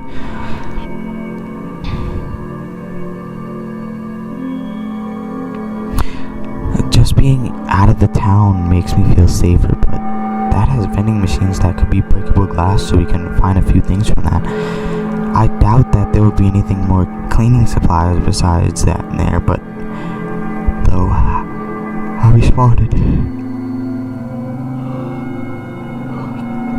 Since the fog hasn't shown any signs of lifting, I sort of feel like we should be fully prepared to go all the way into the city. "What does that mean? Do you think it's safe there?" she asked. "I think we need to check it out, and if it was able to be secure, possibly stay here for the night, and venture into the city in the morning," I say, patting Bodhi on the head. "Stay here with the girls, and I'll go check it out. Leave the car running for now. I'll either come back out and help you bring stuff in for the night, or I'll be running out like a madman out of there and drive away because it isn't safe." Grace nodded with worry in her eyes as we grabbed the bow, stepped out of the driver's side, softly shutting the door behind me. I could see Bodhi stand up and put his paws on the center console, raising his head for a better vantage point. He watched me intensely as I stepped away from the vehicle. I heard Addie say from inside, "Bodhi, move, I can't see." Frustrated because Bodhi's head was blocking the van's TV, I knocked an arrow and crouched, walking away from the path of the building. At the glance, I didn't notice any broken windows, or really any signs that any of the creatures had invaded the structure. I pulled the handle to the door and swung it open. Not even the sizzle of the fog penetrated within the rest stop. I left the interior eerily silent. Once I entered, I noticed that absolutely nothing looked out of place. It looked almost freshly cleaned. I suddenly heard a clank coming from the women's restroom side. I spun and drew the bow all the way in one motion. Pins and needles shot through my shoulder. I held position and focused on the nearly 30 seconds before I saw what made the noise. "It's going to get so dirty in here now. You're going to lead the demons here, and they will make such a mess."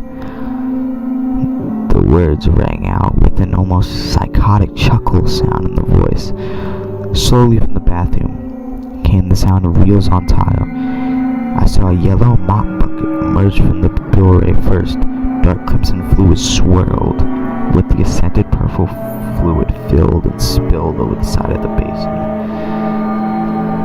The two liquids seemed to refuse to mix together.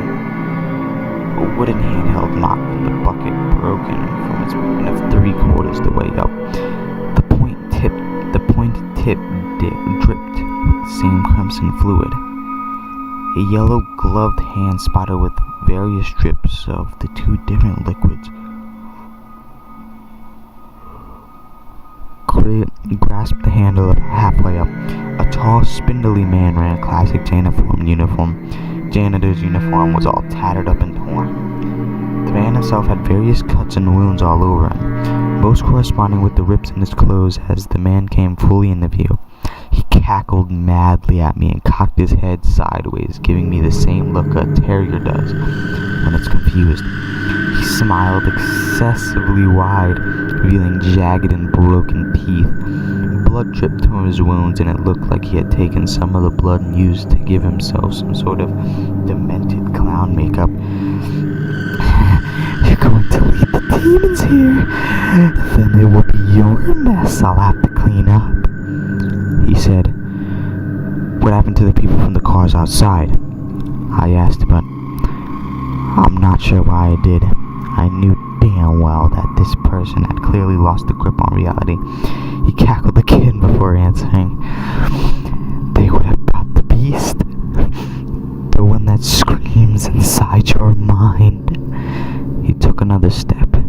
As he said this and cocked his head in the other direction. "I keep cleaning the messes so that Master doesn't scream. I clean the messes so that Master doesn't scream."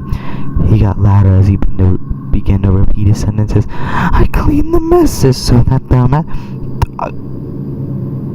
I hit him with an arrow right in his ribs, through his lungs and into his heart. I was done listening to his insane ramblings. Years after watching movies has taught me that nothing ever comes from letting the crazy person ramble.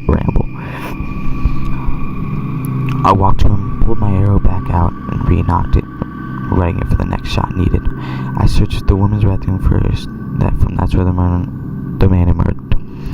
I checked each stall and found nothing, so I moved from the man's restroom. I found again nothing. As I moved to the back of the building to check for anything that might be hiding behind the building, I learned what the man had been doing to the other passerbys. Lying in a line behind the building were 7 people's broken and murdered corpses. 3 couples and 1 child. That sick son of a bitch had murdered an entire family, plus 2 other couples, and placed them outside for the creatures to feed on. After seeing this, I set my bow back down and went back to the man. I grabbed him by the legs, dragged his body out the back door, and laid him next to the others. I ran back and moved the blood visceral influence of mop the bucket outside as well. As I came back in the back door, I locked the door and moved a bench in front of it as a simple barricade. I did one final quick search of the building and then went out the front door and back to the van. I got in the driver's side of the van and heard the sound of Addie's movie up to muffle the conversation I was about to have with my wife. After I told her what had happened inside, I told her that it would be safer to sleep inside than in the van. Uncomfortably, Grace agreed, and we had begun to gather the girls and Bodhi. After we got everyone inside and made one final trip to the van to get the couple blankets and makeshift pillows, I locked the inside. I made one final trip to the van to get a couple blankets and makeshift pillows. I locked the van, and as I entered the rest stop, I locked and barricaded the door behind me. We settled on the floor in the center of the building. I shattered the glass in the vending machines for the rest of the day. We huddled together, eating our fill of candy bars, chips, and soda from them. Grace and I talked about our plans the next day to search the other cars, grab what we wanted from the vending machine, load the van up, and make our way to the city. That was our plan. And as we sat watching the girls slowly drift to sleep, Grace and I looked at each other with a worried excitement in our eyes. "This is all so insane," Grace said. "I don't know what's even happening. I almost feel like I'm running on autopilot. I mean, my nerves are so rattled, and all I can think about is I must do everything to keep my family safe," I replied. To be honest with you, I'm terrified of what insane situation may be in store, and all the things that may need to be done to keep everyone safe and alive. With that, Grace and I held each other and told each other how much we loved each other. As we lie embraced around the girls, Bodhi concluded his patrol back and forth from the front and the back windows and curled up against us as we tried to fall asleep.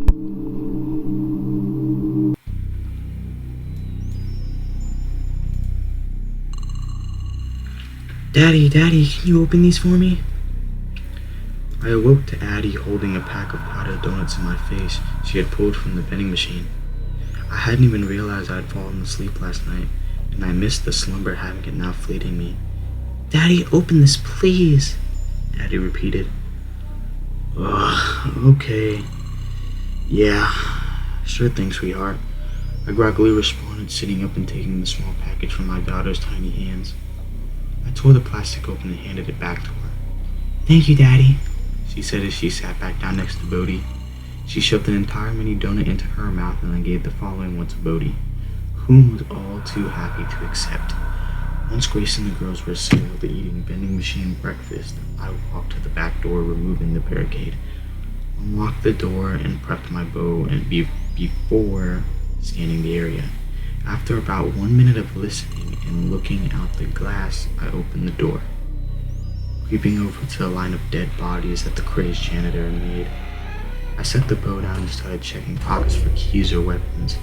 I didn't really think there would be any weapons because I figured the janitor would have already been dead if any of these people did. I did find all sets of keys to the other vehicles parked out front.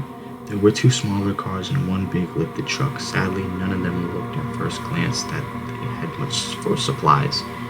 Maybe these people got caught here and killed by the janitor before they knew what was going on. Either way, I still grabbed the keys and planned to search them. Returning outside, I noticed that Grace had already gotten everyone ready to move out to the van. "You ready?" I packed some of the stuff from the machines in this backpack, and I'm ready to get out of here. "All the windows here make me nervous," she said, to me, slinging the backpack over her shoulder. "Yeah, I got the keys to all the other cars out front. We'll get everyone in the van and I'll do a quick search of all the other vehicles. Then we can make a tree and get the fuck out of here," I say, walking to the front door and moving the barricade. I unlock the door and hold still, looking out to the van and the surrounding area. Seeing no movement, I motioned for Grace and the other girls to go. I grabbed Bodhi's leash, a handful of blankets, and followed them as they rushed to the van. As we get everyone and our supplies inside, I drop the leash. Bodhi watches it hit the ground, then looks back up at me. He takes a few steps closer to my side, surprised that he didn't immediately run up like he would typically. I knew that he understood his job as team member and protector during all of this. I walked around to the back of the van and opened the hatch. Bodhi promptly jumps inside and turns to look back at me as I close it. Once everyone is secured, I make my way to the truck first, searching the bed before checking each of the key sets till I found the right one to unlock the cab. Entering the truck, I do a quick search of the cab as I expected. Besides the various country music CDs, there was nothing of use. Quickly, I stepped back, shut the door quietly, and rushed over to the other 2 vehicles, conveniently parked next to each other. The first I came up to looked just as empty as the truck had been, but I thought to check it anyway. Inside the front of the car, there was a little more than change in the center console and napkins in the glove box. In the back seat sat a children's tablet and a stuffed animal. I knew who this car belonged at the sight of that. I checked the trunk and surprisingly found a gas can that was full. Hell yeah, something useful, I thought to myself, and I set the can on the ground. There was nothing else that was in the trunk. From the last car is when I found the most stuff. It looked like that couple had been on some sort of camping trip, and I acquired 2 sleeping bags, a box of Strike Anywhere matches, a few bags of chips, a can of beans, a hatchet, and a big multi-tool type Bowie knife. I also grabbed the marshmallows and chocolate that there was, even though it didn't seem as useful. Little treats are always good though. As I closed the door on the last car, I froze. A booming roar blasted through the air, deep and demonic. It sounded like a bass-boosted version of a roar from a T-Rex in Jurassic Park. I scooped up all my treasures and ran for the van. Grace saw me coming and hit the button to open the back hatch. I threw everything haphazardly into the back, hit the button to close it, and ran for the driver's door. I cracked the door open and jumped inside. Another roar bellowed, filling the sky with noise. As I put the van in reverse, backed out of the spot, Bodhi stood on his front paws on the center console and growled out the windshield towards the building. I jammed the van into drive and peeled it to the on-ramp and back into the interstate. "What was that? Did you see it?" Grace yelled out as the tires hit the pavement of the interstate. "No, I didn't see it, and I have no idea what it was, but I'm not really sure I want to find out," I replied, speeding away. Even though the interstate was still barren, I slowed down after about 5 minutes. I didn't want to wreck and kill us all I was driving too fast and couldn't see through the fog. Not after all we survived through so far.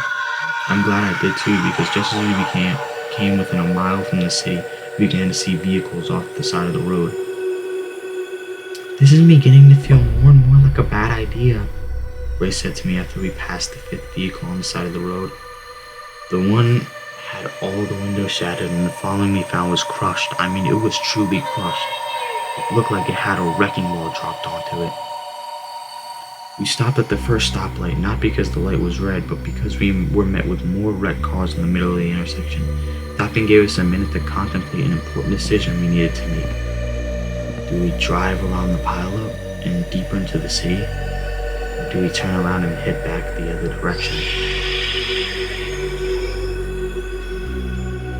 I don't like this any more than you do, but we are going to need more secure shelter. Or at least something at least more sustainable than this bow and the 7 arrows we have left. I finally responded, motioning to the bow sitting next to him.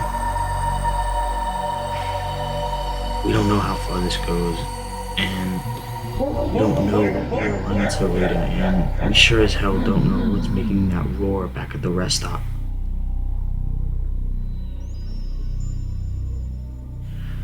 Ugh, I hate this.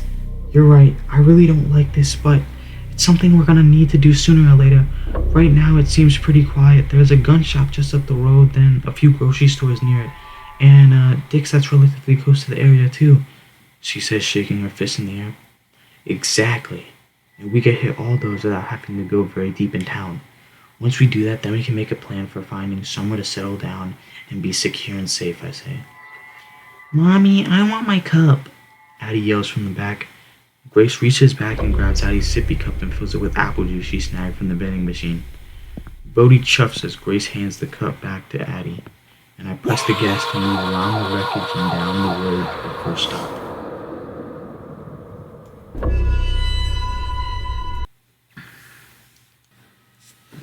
Day 27, Part 2. We decided that our first stop should be the gun shop, thinking that we would obtain from there might help us in other destinations. Our journey to the gun shop was quiet, except for the random mangled cars along the way. We also noticed that lots of storefronts had been smashed in and looked ransacked. As we got closer to the shop, I saw a small group of 3 of the flaming spiders crawling onto the window of one of the stores.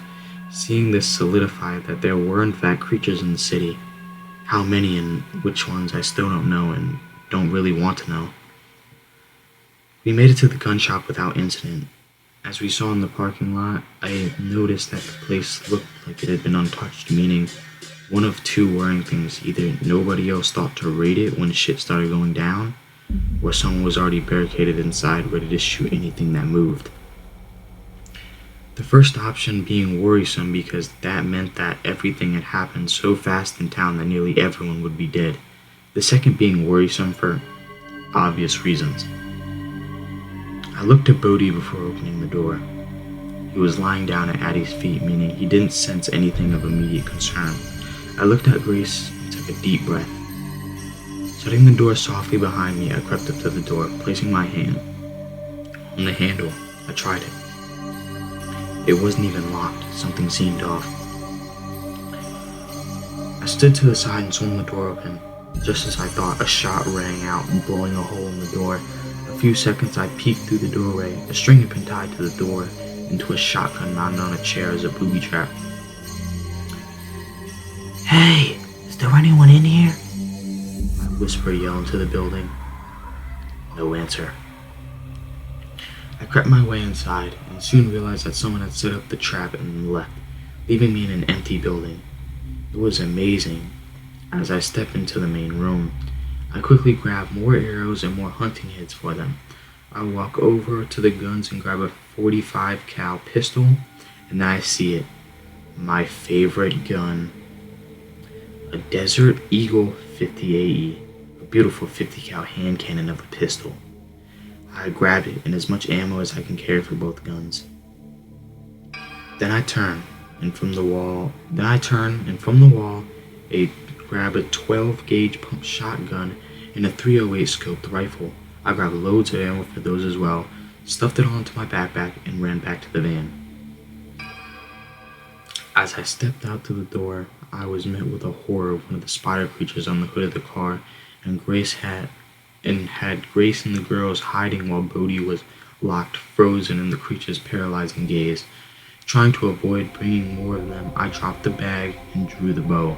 Quickly, I take aim and release the arrow. I pierce and kill the creature, but in turn also dependent to the windshield as the arrow travels through the back of the creature just below its neck and into the windshield.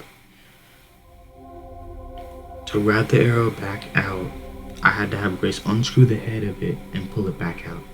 As I pull the arrow, the creature slides down the now broken windshield and onto the ground. I load everything into the back and get in the driver's side. Finally, we pull away from the gun shop and head to one of the grocery stores. We pass more of the critters skittering around various shops and stores along the way, but as we get closer to our destination, there seemed to be very few. This was promising, but I kept in mind that it only took a moment for there to be hordes of them searching for the next meal. Grace and I sat in the van, looking through the broken glass of the windshield. I had a lot more arrows now, a second bow for Grace, and various guns. Knowing that Grace would probably shy away from using the bow, we loaded the .45 and left it in the glove box for her. We loaded my bow mounted quiver that held a total of 8 arrows, knocked 9th, looking around the van, and ended up locking eyes with Grace. Without her speaking a word, she told me to be careful. The building didn't look very promising. It had most of its windows smashed in, a parking lot half full of abandoned cars with some of their windows smashed. The small building next to and attached to the grocery store had a giant hole in the front of it, almost like a semi had plowed into it. I cracked the door to the van to nothing but the sizzle of the purple fog. However, as I exit and close the door behind me, I hear screams and screeches in the distance. Well, timer set, I guess, I think to myself, and begin moving around the various vehicles and into the store. I walk in through one of the broken windows instead of the door. The glass crunches beneath my feet as I walk inside. The building is mostly silent, save for some crackled and distorted music coming from the store speakers. Shelves are tipped, leaving products strewn all over the floor, and the smell of rotten food drifts over me from the produce and meat section. I drop my backpack off my shoulder and begin to fill it with canned foods. Nothing super appetizing, but the nutrients will last, which is all we need. I even found a few cans of Spam and all its salty goodness. I hear skittering from the back of the store between the crackles and the music. I throw my backpack over my shoulders and quickly head back to the van. As I get closer to the van, I can hear Bodhi barking inside. Shit, something's wrong, I say under my breath and pick up my pace. When I get within view of the van, I can see 2 of the flaming spiders crawling and circling it. I break into a dead sprint towards the van, but it's difficult with the backpack full of canned foods. Stopping about 15 feet from the van, I drew my bow and take aim. Just before I release, one of the spiders turns and locks eyes with me, sending its hellish flood of paralyzing torture through my mind and body. A screech rings out from the lurker, sounding much closer than before. Grace sees me frozen and in an agonizing staring contest with one of the creatures. Grabbing the gun from the glove box, jumps from the vehicle, leaving the door open. As she runs around the front of the van, she lifts the gun to shoot the spider to free me from its gaze. The other creature leaps onto Grace, scraping its legs down her back and sinking its mandibles into her thigh before she swings the butt of the handle of the gun, knocking it away. She turns to aim at it, but locks eyes, plunging herself into her own waking nightmare visions. Another screech comes from the lurker. As it gets even closer to where we were, both of us rooted and frozen in time, unable to move from the horrific visions. Bodhi jumps over the center console and darts out the door. Growling, he lunges at the creatures nearest to Grace and lands teeth sinking deep into the spider's neck. Shaking its head violently, his teeth rips through the flesh of the beast, and the motion breaks its neck. Even after it ceased, Bodhi refused to let the creature go. Grace, now free from her trance, ran over to the other spider, and once she came within 5 feet, She raised the gun and point blank put 3 shots into it just to make sure it was dead. I snap out of its mental assault and quickly realize what was happening around me. Just as I release the tension on my bow, a third screech explodes in the air. I am immediately struck to the ground from the side. As I look up, I barely have enough time to dodge my head before the creature's facial flesh straws drive into me, causing a massive feeding needle to strike the floor with immense force. The creature reared back, attempting another attack, but just as it did, Grace took 3 more shots, causing the lurker to step back and shudder. One of the bullets luckily hit it directly in the ribs. As the creature stumbled around, Bodhi came running past Grace and jumped at the lurker. He attempted to bite at it, but missed. The speed and force of Bodhi's impact into the lurker's side knocked it to the ground. As Bodhi backed away from the creature to regroup, Grace stepped forward and put a bullet into the front of the beast's head. Then she screamed out in a mix of pain and anger as she emptied the last 2 bullets into the head. "Bodhi, come! Grace, get in the van! We gotta go now!" I yelled out. We all ran to the van and climbed in. Grace reloaded the gun as I sped off, getting as far from all the noise we just made as I could. We had one last stop to make before we were going to get out of here. Dick's Sporting Goods. Not a typical first stop for gathering supplies, but I knew they would have camping gear, which meant wilderness survival gear. Even though I didn't plan on needing to survive in the wilderness per se, I knew that those kinds of items would be very helpful. Day 24, Part 3. As we pulled into the parking lot of the Dick's Sporting Goods, my heart sank into my stomach with the sight of the condition of the building. A colossal hole into the building stood where the front entrance once had been. One corner of the building had completely collapsed, leaving bricks and rubble littering the ground. The building looked like it had been hit by a missile. Through the gaping holes in the building, I could see faintly that a few of the racks and shelves still stood, and a few of the lights were flickering vigorously, but still on. I sat staring into the building with my wife. Like a conscience in my own head spoke the words that I was thinking. Do you think that's even worth it? Just as she said this, I saw a massive shadow move in the flickering of the lights, followed by a roar so loud the van shook. Izzy began to cry, and Addie yelled from the backseat, "Mommy, I don't like that moo-moo." The behemoth crashed through another part of the front of the store, causing the rest of the standing building to collapse down behind it. The beast was immense, 4 hooves the size of Volkswagens attached to a muscular, smooth-skinned giant redwood legs. It stood nearly as tall as the building itself, its skin dark gray, almost black, and its back was covered in rows of sharp spindlings, much larger but very similar to those of the lurkers. It did look vaguely like a bull in body shape, which is why I assumed that the 2-year-old thought it was a cow.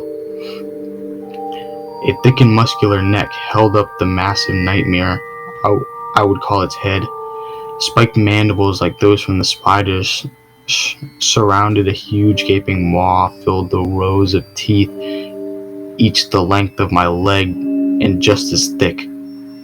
Just above its mouth were 4 vertical slits, which again I assume were the equivalent to nostrils. Enormous eyes that looked almost insectial stared at us in our vehicle. It had 3 long slits that ran the length of its neck, and with each roar would fill the air with the purple fog. Huge horns curled like a ram spouted from the sides of its head just above its eyes, gnarled and twisted and covered in a texture resembling the bark of a tree. The behemoth lowered its head just in front of our van and roared again, causing the very glass and windows to shake and crack. "Holy fuck!" I yelled as I mashed the gas pedal to the floor, and with tires squealing, the van took off. Since the giant beast had been so close, we drove under its head and between the 2 front legs before turning and speeding off away from the building. With a grace I wouldn't expect from the creature so big, it turned and gave chase. Grace and I panicked and began yelling back and forth at each other in terror. "Fuck, it's chasing us!" "I know, how fast is it?" "I don't know, just floor it." I mean, is it gaining on us?" I said as I began to weave around abandoned cars trying to get back to the road and back out of town. Yes, can you go any faster? What do we do? I have the pedal to the floor. This van can't just plow through all these cars. The giant creature followed closely behind us, trampling through cars as it ran. As it got closer, it lowered its head and ran into the back of the van, crushing the back hatch and sending sparks flying as the back end made contact with the pavement. Mommy, I'm scared, Addie said through tears from the back. I know, Addie, it's gonna be okay. Trevin, what do we do? A million scenarios flooded my mind, yet none of them seemed like it would be effective. Suddenly, I remembered the other guns we had gotten from the gun shop.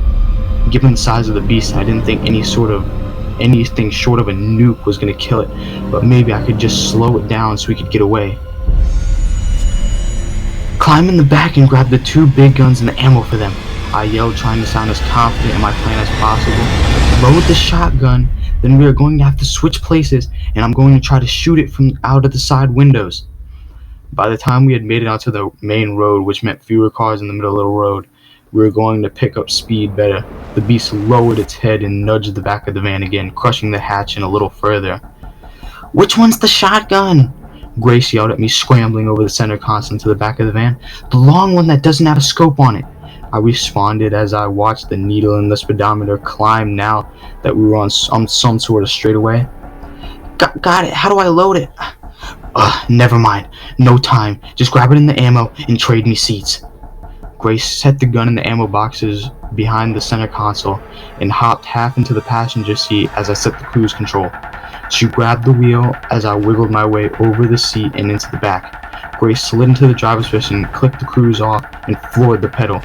I grabbed the gun and a box of deer slugs. I quickly ripped the box open and shoved 2 of them into the loading tube. I unhooked Izzy's car seat and slid into the passenger seat. Sliding the side door open, the Colossal let out another roar and began to lower its head. I braced myself between the door jamb and the chair.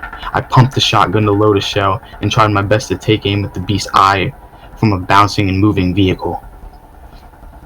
I pulled the trigger as we hit a bump. My first shot missed, hitting the creature's horn. The impact from the slug caused the creature's head to jerk slightly in the direction of the impacted horn, but didn't slow the beast. I pumped again and fired a second time. This shot made contact with the center mass of the creature's head. I saw a small spurt of purplish blood as the bullet hit, as the beast slowed, but only for a second. I reached down and tore the box of double-aught buckshot cartridges open and loaded one, following it with another slug. I pumped the shotgun, loading the slug first and leaning out the open door again. My next shot missed the eye again, but hit just above its mouth next to the slits on its face. I saw the purplish blood spray as the slug made contact again. The behemoth slowed, but only for a second. Although it only slowed for a second each time, it gave us a second to slightly pull ahead. Shit! Grace yelled just as the van hit a big bump, and I saw a spider creature fly tumbling from underneath the back of the van. The engine of the van was roaring as Grace was trying to keep the van going as fast as possible, yet keep it on the road and avoid dangerous and various obstacles. I pumped the shotgun again, loading the buckshot into the chamber. The beast roared just as I fired. The large balls of the double-aught finally hit my target as it pierced the beast's eye. It lowered its head as I assumed in pain, as its head came towards the ground while I continued to run after its horns caught the pavement and caused it to tumble over in sort of a clumsy somersault. As we sped away from the behemoth and towards the outskirts of town, it stood back up and let out one final roar after us as it watched us drive away. I gathered the shells and put the gun and shell back in the back of the van after closing the sliding door. I moved Izzy's car seat back to her base and kissing her forehead before turning and doing the same to Addie. Addie responded to my kiss by saying with tears in her eyes, "I want to watch a movie." My nerves rattled. I just smiled and told her, "Okay," before climbing into the passenger seat. As we got on the interstate just outside town, Grace slowed the vehicle down to a more manageable speed given the limited visibility. We looked at each other with shock in our eyes. I put a random movie in the player for Addie and Grace as I sat in silence, both of us visibly shaken from the tense situation we had just narrowly escaped. "We need somewhere to sleep, and from the looks of it, a new vehicle," Grace said, finally breaking the silence and gesturing to the crushed back hatch and damage to the windshield. "Agreed."